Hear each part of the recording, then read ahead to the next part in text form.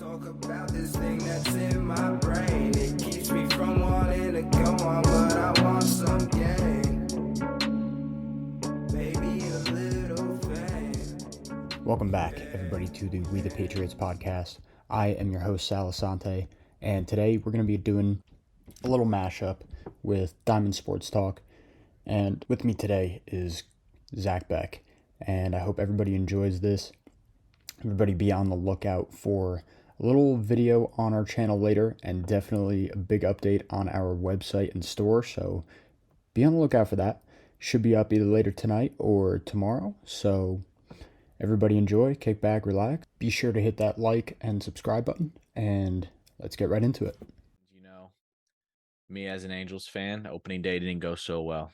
Didn't Well, lost a I close one think to the Athletics. As an Angels fan, at least you could say you had a great before opening day. You know, both Mike Trout and Shohei Ohtani led their countries to a World Baseball Classic almost championship. For Mike Trout, really close game. I thought it was an awesome game. I had it actually out of practice that night. That was split between 14U softball and 14U baseball, big room and small room, and I turned the hit tracks on to like the hit tracks TV to watch the game. And it came down to, I knew it was going to happen. I knew it was going to come down to Mike Trout and Shohei Ohtani face off, and I would just hate to be in that locker room right now, even though we're on a pretty good win streak. But I would hate to be the guy in between their lockers.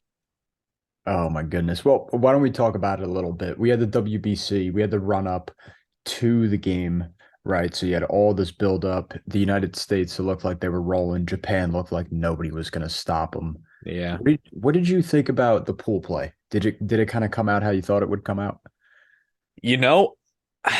I didn't expect the U.S. to be as good as they were. They have all these big names. Fair. But let me tell you, one man on the USA team caught fire at the right time. I used to have a high school coach that he said, you can stink all year long, but you just got to get hot at the right time. And let me tell you, Trey Turner's bat got hot at the right time. Oh, yeah. Like, no words can explain like how godlike this man was playing. I couldn't agree more. I mean, he was playing like, you ever hear that you had to hear the expression playing with his pants on fire? Yeah, it was. That's how he looked. I expected a little bit more out of the Dominican Republic, and I expected a little bit more out of Cuba. And if I'm not mistaken, let me just double check this real quick. I'm pretty sure Mexico gave us a little spanking. Let me see. Oh, they did. I was pretty surprised. I wanted to mention that. How did you feel about Mexico doing as well as they did? It was really surprising because when I checked the score, because I work at the school, so I wasn't able to watch some of these games because of just the time. Times are so rough. I got the notification that the U.S. lost to Mexico, and I was like, well, what? And I think the only big name that I remembered on there was Randy Arozarena. To be honest, that's where I was going to come and tell you. The one thing that Mexico had that other teams didn't seem to have, other than Japan, was pitching. Yeah. They had at least Urias back there. They had a few other arms that at least could contend, and the rest of the tournament, it was just bats. Even the U.S., it was pretty much just bats. So whoever had the arms, it seemed like went far. And I was actually really, really scared because at one of the games that I did sit down and watch besides the championship was Mexico and Japan. And that was just a close game, like way too really close of a game. And even when they played Puerto Rico, in the quarterfinals 4 bracket, it was 5-4. Yeah, I think so. 5-4. And it was scary because if Puerto Rico advances, Japan just poops all over Puerto Rico and gets an easy walk. But Mexico, I think Mexico was the reason why the championship game was so close because Japan was burning up their pitchers in there. And I was actually kind of scared that I wouldn't be able to see the Otani and Trout matchup because I know Japan really wanted to be in the championship, and I thought they were Mm. going to pitch Shohei in the semifinals. I don't think he And lined up days wise. I don't think it was possible because he I, had to pitch for LA yeah, in yeah, spring training. yeah. But it was a cakewalk for the US in our semifinals game. We got Cuba, and we just like I was saying, Trey Turner's back got hot Yeah, at the right we took time, and advantage though. It was really it was the game before that, our quarterfinal, and just playing Venezuela. in, yeah, and just playing in against Canada. That's a tough ask, and we really played up to it, especially in that Canada game. Like, if we lost that game, that might have been game over. Yeah, Might have been out. And we might have pulled the Dominican. Like that's exactly what happened in Dominican. Had a tough bracket, went 2-2, and just didn't win on the run differential. yeah. You know, It I thought it was was. pretty wild. I mean, for a championship game, it was everything you asked for. It was, Once it got there, man. And yeah, like you said, it comes down to Trout and Otani. I thought it was kind of like cartoonish because so many people were hoping for it, yeah, but I'm glad we got it. I kind of knew the result. Like somebody who throws 100 and has yeah, a slider like that, you're lucky if you get 2 out of 10. yeah. And plus I was reading up on this too. If you go back to Trout's at bat 2 innings before that, I forget who was pitching for him, struck out on 3 splitters. He watched the fastball go by for a ball. Then he proceeded to throw 2 more splitters at him, and he swung at both of them. So, Yep. when Otani came up, Otani's got that filthy split finger. Yep.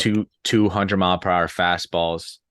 If I remember correctly, I believe he fouled one off, and then he let the slider go, and then he threw the split finger to K him up. If I remember that correct. So I believe that he threw what I want to say happened was he threw one fastball just right down the pipe. He didn't swing at it. Yeah. And I think right after that he fouled off a fastball. Oh Yep. no, he swung and missed at a fastball. I don't think he Okay. made Yeah. contact. I thought he made contact. I don't think so. He swung and missed at a fastball, like swung right through it, just missed it. Yeah. And then I believe he threw a ball. I think he yanked a 102 fastball in the ground on Yeah. 0-2. Trout spat on it, and then he threw a slider 1-2, and there was no catching up to it. He was Yeah. just off. It looked like he was just a little late, just adjusting to it. It was definitely, as an Angels fan, I was on the edge of my seat, but either way, whatever it comes down to, it was, somebody had to win the battle. Yep, And absolutely. I as an Angels fan, like I've been saying this whole time, that's probably about the only playoff baseball either of them are going to see for quite some time. Yeah, it's kind of sad, man. It's sad that they played their most important baseball in March. Yep. I Yeah, I mean, couldn't agree more. we're looking pretty promising right now, but we all know how this road ends. Hmm. Absolutely. Give me a minute. I gotta go yell at my puppy. Okay. But yeah, I could not agree more, man. And I bet it was kind of sad. Do you think that the Angels are trading Otani this year? What do you think's going on? I think it's going to go vice versa.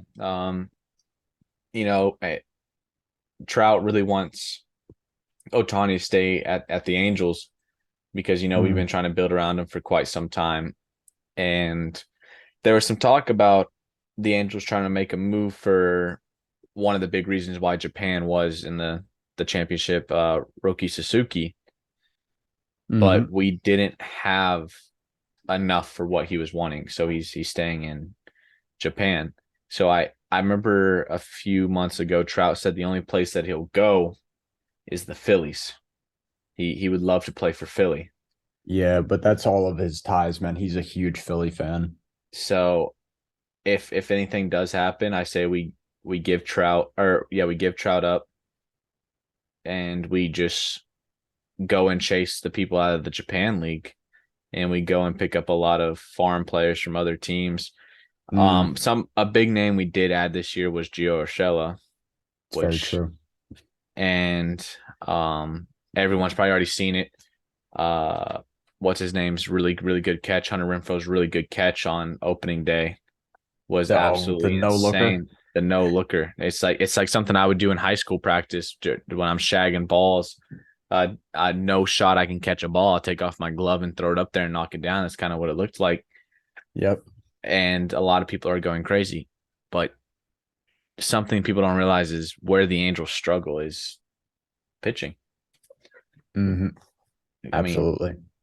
so I was really I was hoping we can go and get some big name pitchers out of this World Baseball Classic. And a few episodes ago, we were talking about it too. This is where a lot of people that don't have the advantage of going to all these showcases and going in front of big colleges and playing in the College World Series and getting picked up. This is where they Right. come and make their name. Right. What was it? The Czech Republic? Was it the Czech Republic where they had like a high school gym teacher on the mound, not even throwing over 80 miles or over 85 miles per hour? And Yep. struck out Shohei Ohtani, one of the biggest names in baseball history right now. Mm-hmm. And Shohei Ohtani went and did a jersey swap with him. Like he'll remember that for the rest of his life. And that's someone that's right now gonna wake up tomorrow morning, or waking up right now as we speak, going and teaching a gym class. Yep. That just goes to show you how important the World Baseball Classic is to some people. Yeah, absolutely. And you hope that it really gets to him within the next generation or two. You'd love to see baseball in Europe get big. It seems like all they have is really soccer out there. You'd love for baseball to get big more in Asia, get it to Africa, get it to Southern America where it's not really prominent. It would be nice, man. Instead of just being in the Caribbean, being in Japan, a little bit of China, it's tough. It's tough to get it out there. I hope it picks up. It would be awesome. You naming all these countries goes to remind me that Australia was in the quarterfinals. Oh, yeah. Mm-hmm. They got a good baseball program going, and I feel like they're just getting better and better. The ABL is not old. What I would really like to see is where was I going with this crap? I was trying to go look at Australia's roster. It's gonna bug me. I lost track. What was I looking at?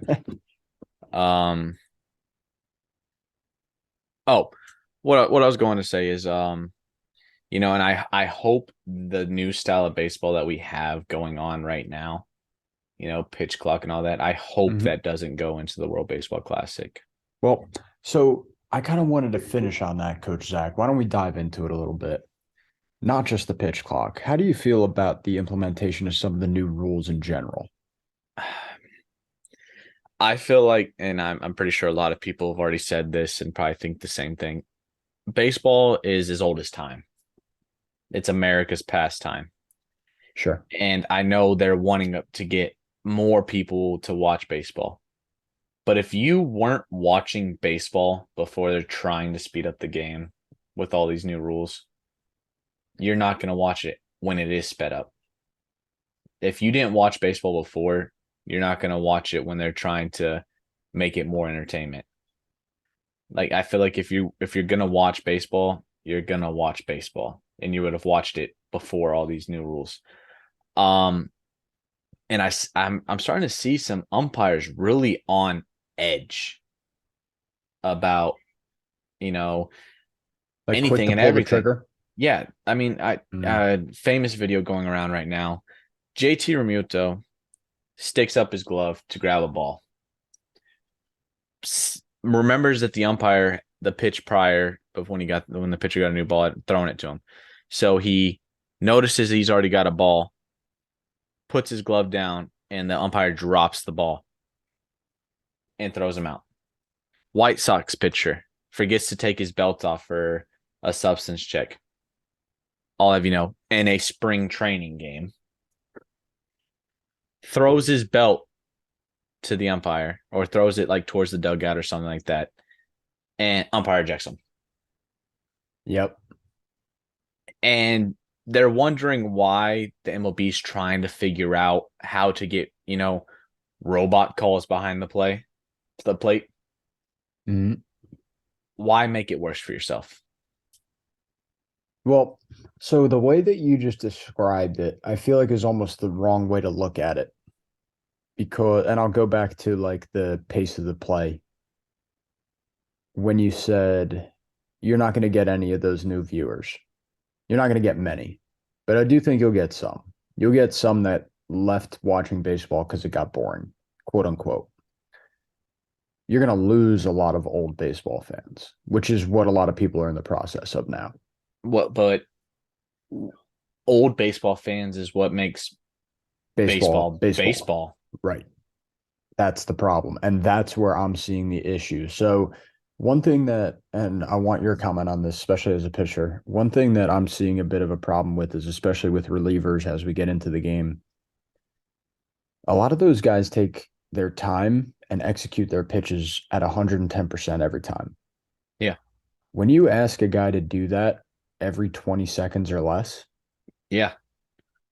the amount of risk that you're putting them at for injury to me Mm-hmm. seems very high. I would love your opinion on that.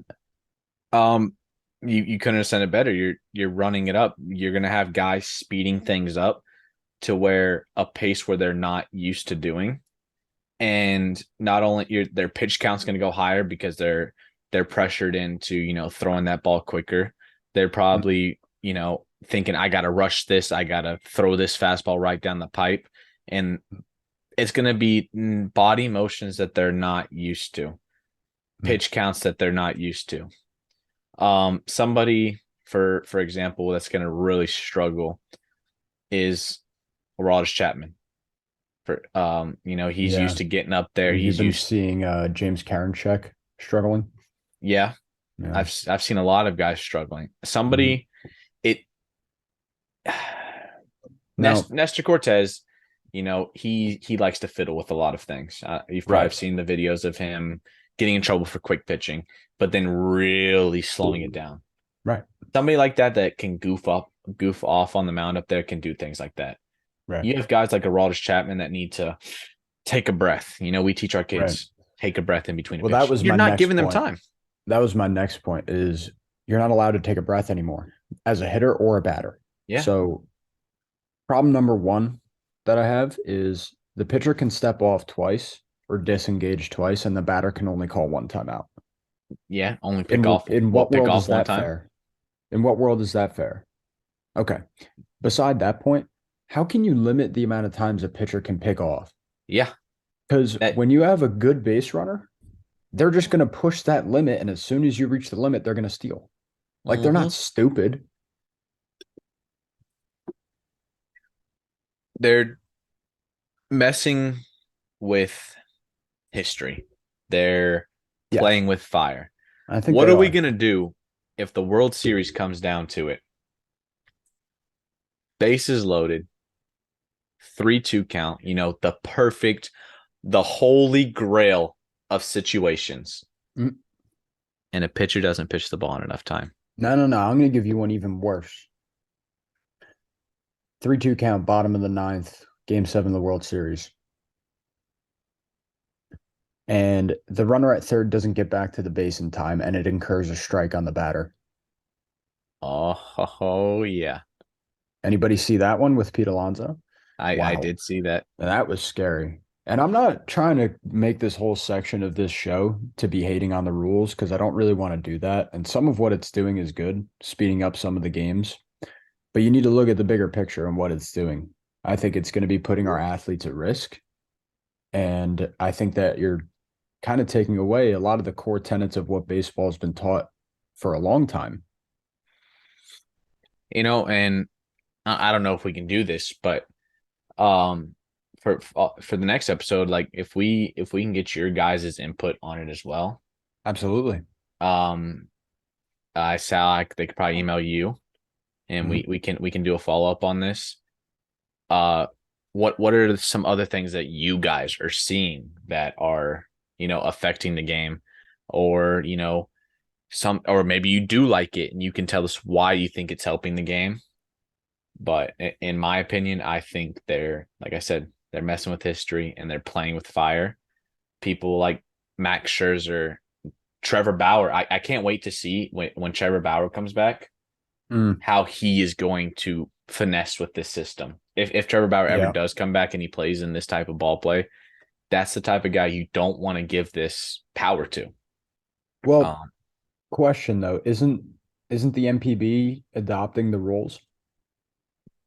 um, if Could I have told you, sworn they are. I could have sworn they're adopting the pitch clock rules. I would just hate for this college play to see this working out, and they go and put it on college players and I college. think they already are at D1 level. I haven't seen anything like it, and and then they're gonna start making high school have it, and I feel like it's just That's too much for a high school game, yeah. man. But It's too much involvement. you're gonna I bet you're gonna start seeing it here pretty soon because I bet you, like I said, there's gonna be people to finesse the system, and that's what if they are doing this in the college level, then that's what college coaches are gonna want to see how they're messing with it. Some people are gonna say it's cheating, but everything in baseball is cheating. It's gonna be the person that wins the World Series is probably the team that cheated the most. Or push the boundaries of the rules Yeah, as far as possible. Yep. without getting caught. Absolutely. Absolutely, man. Yeah, I'm just looking. It looks like D1 colleges do have the baseball or do have a pitch clock. So, yeah, at least they did it. I could have sworn because I saw the LSU game. One of the LSU games ended early on a call. That's crazy. Yeah. So I think that's a good place to end it for today, though, Coach Zach. It I think sounds we good to hit me, I man. think we hit a lot of good points. And I think it'll be a good thing to come and hit it back a little bit once we've seen these rules in action, maybe for a Yeah. month or two. That I sounds like a plan, man. Thank you so much. No problem. Thank you. Mason Selmer got me. You probably can't see it. The poster. Nice. And it's signed too. It's all of the Mike Trout's best moments in his career so far.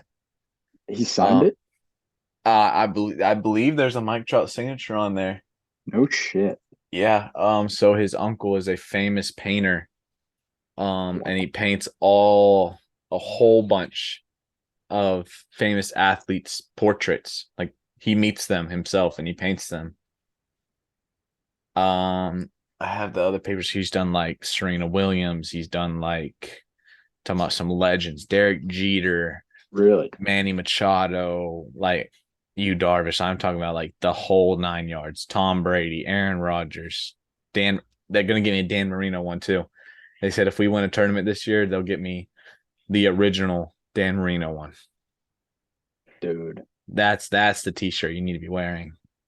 that's sick. You need to change that blue and silver to some turquoise and orange. Nah, it's fine, man. All of my viewers, so everybody welcome to the We the Patriots side of things here. We get a little nasty in it, but just want to make fun of my Dak Prescott stuff, bro. That ain't right. Everybody here knows I'm a Cowboys fan. That's all good.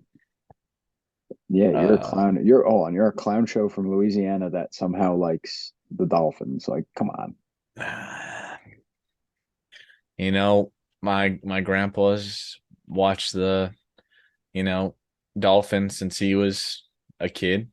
So, and he grew up playing all the Maddens. Okay, my As dad like, grew up watching Dallas, so don't make fun of me. hey, listen, hey, whoa, I'm just saying, man. There's always some tension. There's Mm-mm, always some mm-mm, tension. mm-mm. So, what do you think? How do you think about my Dallas boys now that you're on the topic? How do you feel about us letting Zeke go for nothing? Oh, I'm praying to God. I wish we didn't sign Mostert and Wilson. Now he's going to go join the Jets with Aaron Rodgers and Odell Beckham Jr. if everything goes right. And I went from worrying about the Bills to having to worry about the fucking Jets again. Well, hold on. Rodgers didn't officially go yet, did he? He gave them a list of what he wanted. He doesn't want to go back to Green Bay. He gave the Jets a list of things he wanted, and the Jets are going and tackling, pun intended, all the obstacles they need. A good offensive line, which they kind of already had. Did they get Odell? They are really pushing for Odell, and it's the Ravens. Ravens or the Vikings, whichever one. I'm pretty sure maybe it's the Vikings. Maybe it's the Ravens. One of the one of those purple teams are chasing Odell as well, and it's making it really tough. Okay. But also, Odell is still on the hook for the Rams. So yeah. Huh. So it's going to be tough. If the Jets acquire Odell, Aaron Rodgers will be there. Yeah, I'm pretty sure. The Jets acquire Ezekiel Elliott, it may sweeten the deal a little bit because Aaron Rodgers getting a little old. So he needs to be able to trust someone to hand the ball off to, and I think Ezekiel Elliott's a good start. Depends on what Ezekiel Elliott you get, but oh yeah, if you get 2 quarter pounders before the game, or if you get, smoking weed on the stream and playing video games. Yeah. That's basically your problem there. How's Miami looking going into this year? Don't even get me started. We're looking amazing. Tua rested up this offseason. I know a lot of people are probably going to hate me for saying this, but trust in Tua. If you have any Dolphins fans listening out there, hold on, wait for it. Tua maybe has only a left side of his brain left.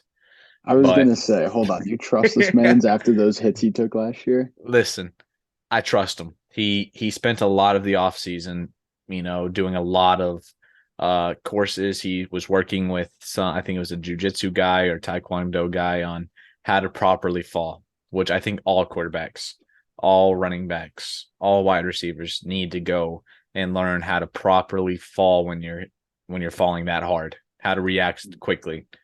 So he did a lot of that. And he's rested up. We let him rest up for the playoff or after the playoffs and during the playoffs. He's looking good. He's strong. I feel like if he really, really wasn't prepared to come back and play, he's got a wife. He's got a brand new kid on the way or already born. He's not dumb. He's not going to risk his whole entire life for this game, even as much as I would love all players to risk their life for this game because it's so fun and entertaining to watch. We went and chased Jalen Ramsey. We got Jalen Ramsey. We got Tyreek Hill, even though Tyreek Hill's retiring after his contract this year or in 2025. He's going to be 31 when he retires. We reconstructed our offensive defensive line. It's looking amazing. Listen, fins up, baby. The boys in turquoise are ones to watch next year, and it's going to be amazing. We made a lot of moves on defense. Xavier Howard will be rested up and ready to go next year. Jalen Ramsey, wish we would have got him a lot sooner before he was burnt by every wide receiver in the NFL last year. But it's good. Like I said, boys in turquoise are the ones to watch. That's the way to end it. Attaboy. Oh, dude. So how's everything else been with you, man? It's been a little while. I know my schedule's been hectic, full of shit. What have you been up to? When I'm not playing video games at home, I got a freaking tough schedule during the week. I got spring break this week, so I'm super excited. But after this, come the 17th, I'm going to be so tired. Yeah. I got teaching in the morning, 8:45 to 2:15. From 2:15 to 4:15, I got middle school practice. From middle school practice, I got to head over to the facility, and I'm there till about 10:30. For some odd reason, worked there for a year, but just now lessons are starting to boom for me. Why? Because your boy's making some phone calls for you, my man. You're lining my pockets with some good money right now. You want to know why? Actually, I think because there was a lot of dead weight. There's a lot of people who were looking for phone calls that didn't receive them for a while. Yeah. So they all got hit. You have good retention. You do really well. Kids like you. You're Yeah. very engaging, right? And then on top of that, we need help. Like now that Andrew has another job to worry about. Hey everybody, sorry to stop this one short, but we got into a little bit of dicey territory here, so I have to put this one behind our paid subscriber package, but I have some great news.